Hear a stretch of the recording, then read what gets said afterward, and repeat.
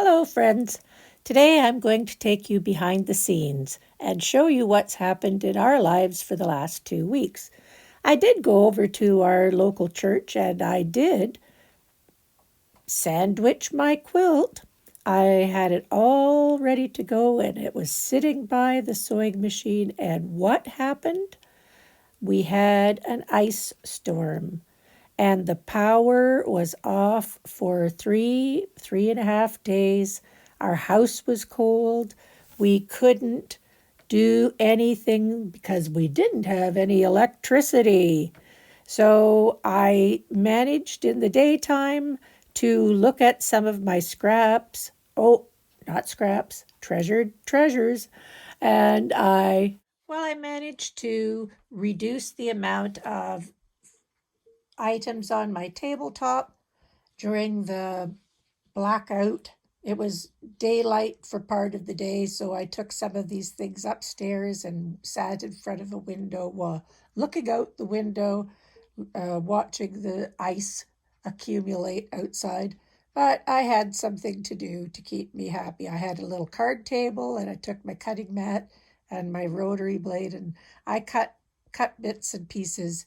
And my big pile of colorful pieces now is reduced to just a few, and I have to think about what I'm going to do with the rest of these. But in the meantime, and I am just hanging around today, tidying a few things up. I've got lots of things to do, but you heard my sad story of the ice storm, but I have managed to complete this many blocks.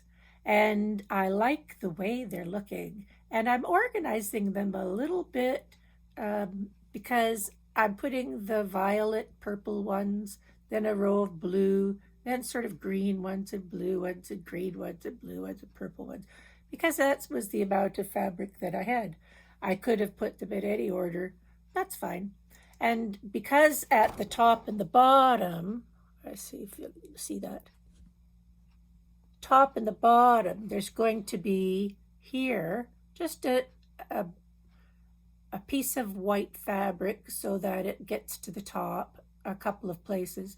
And likewise at the bottom, there's just going to be a half square that is just white fabric. And it will fill up nicely.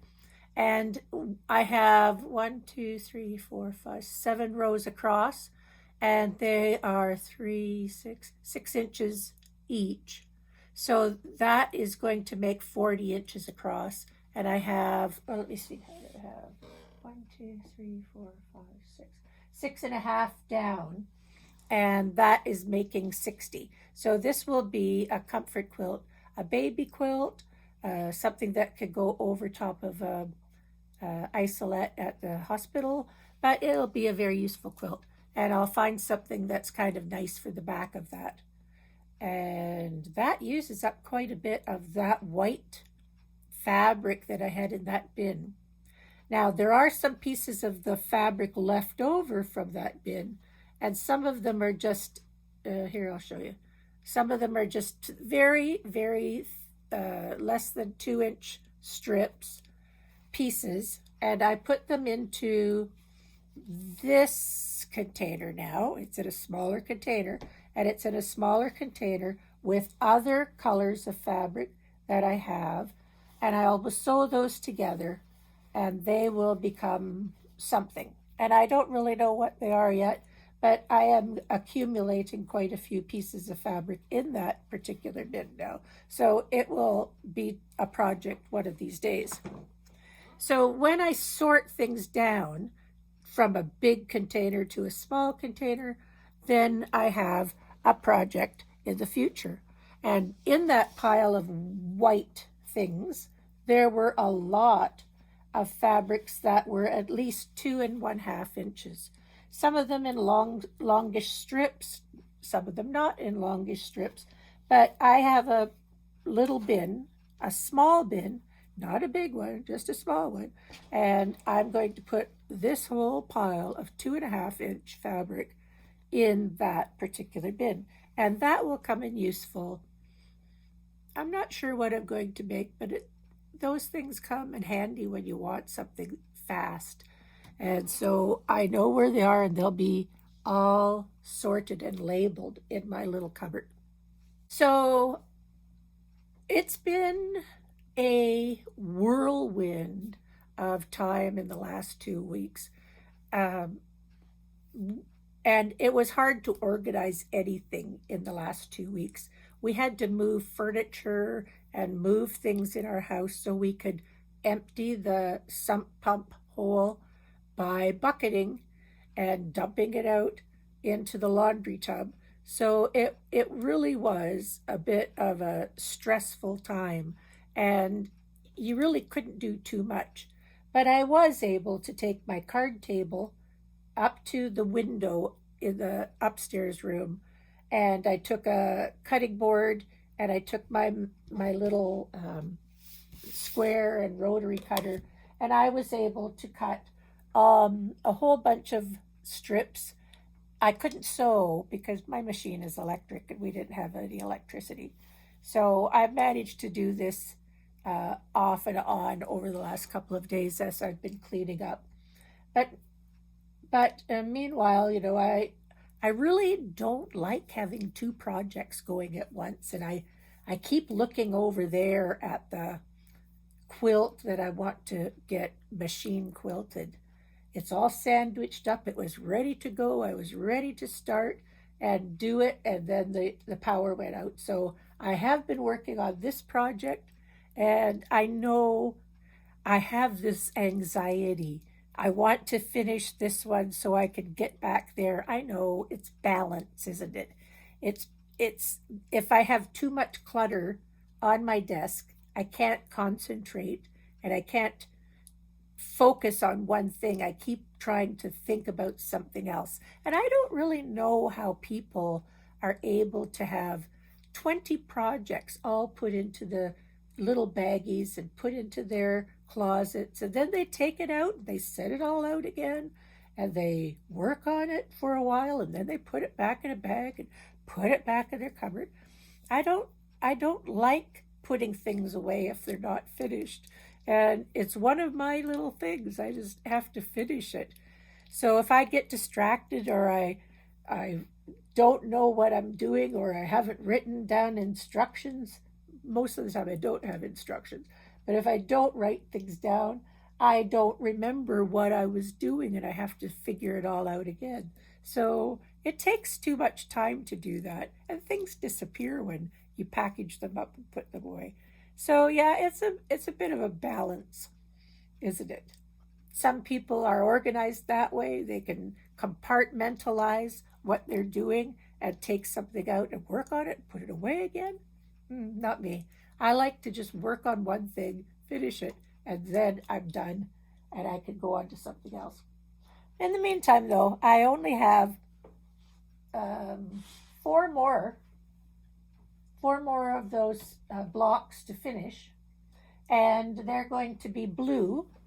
And I have on my table my blue bits that I've saved from the first round of blue, and then I will be able to just put all of these things away too.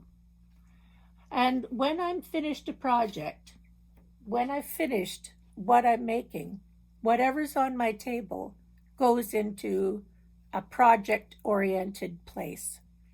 Either they're sewing strips on paper, so I have a paper roll with small bits on it. Sometimes those small bits on paper are um, color coded. Now, in the last week, I have moved a lot of my things around, so I have to find them again. See, And if I have things that have selvages on them, I cut the selvages off. Here's my paper things. So when I have small bits left over that are too small for my project here, they go into this little bin here, and it goes under my desk, not in the closet. And I make these paper rolls.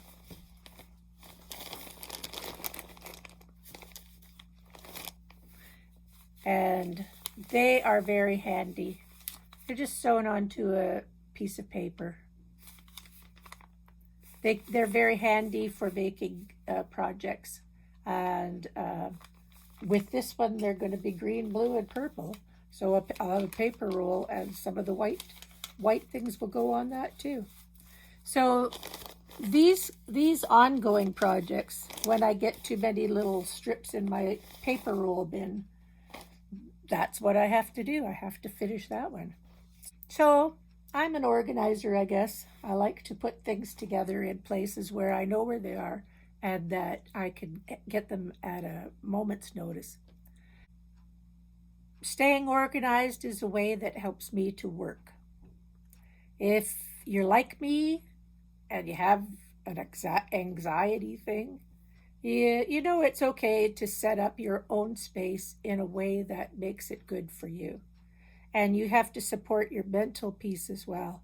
It doesn't have to be perfect, it just has to be functional for what you want to do. So I'm just going to finish this last row, then sew these blocks together. And thanks for hanging out with me. And in the comments, you can tell me how you organize things.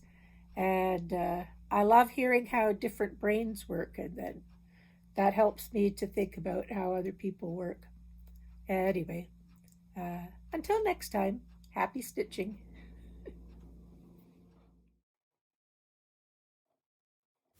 So here I'm just sewing on the corner pieces, the colorful pieces.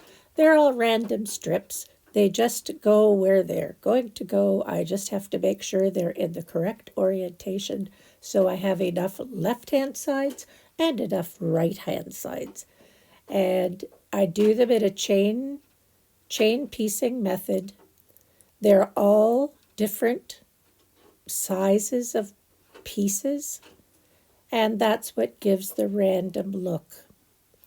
When I finish the segment that I'm making, then I will press them open and I will trim them a bit. I will do the left hand sides, then I will do the right hand sides, and they will all get finished sooner or later. Once I have them trimmed, then the next thing is to sew the little squares in the corners. And I do those in a chain piecing method as well. I just set them out one at a time, place the small square, the 1.5 inch square, in the corner, and sew a diagonal row of stitching on each one. Then I just trim off with my rotary cutter and make sure that they are in fact 3.5 by 5 inches when they're done. Then the next step is just to place 4 pieces together and stitch the block. It doesn't take very long if you have pieces that are different sizes and pieces that are going to be sewn, and I find it very fast to just do a chain piecing and not have to stop and start. It's a bit awkward maybe, but I've learned to adjust. I like making random pieces. It gives me some interest while I'm sewing, and I can place the pieces conveniently when I want them there. When I've finished a row, I just snip the stitch between the segments and take them to the iron, make sure that I press everything well, and then I bring them back, join them into foursies, and make the blocks. It's a convenient way for me to do that. At the beginning of this project, I was pressing that seam at the center open, but I found that it's easier to press one seam to the left and one seam to the right, and it was not as bulky as I thought it would be. So that's the way I finished them. When I have all the blocks finished, then I will just take them to the ironing table and press them well and place them on the wall. Voila, it's done. It's easy peasy. Now I just have to sew the blocks together, and then I will sandwich it and make a quilt. I hope you have enjoyed watching my video today. If you did, please give me a thumbs up. And I always like your comments. It's really interesting to hear how other people make things and what they do with their projects. So enjoy your sewing, and I'll see you in another couple of weeks with a new video. Bye.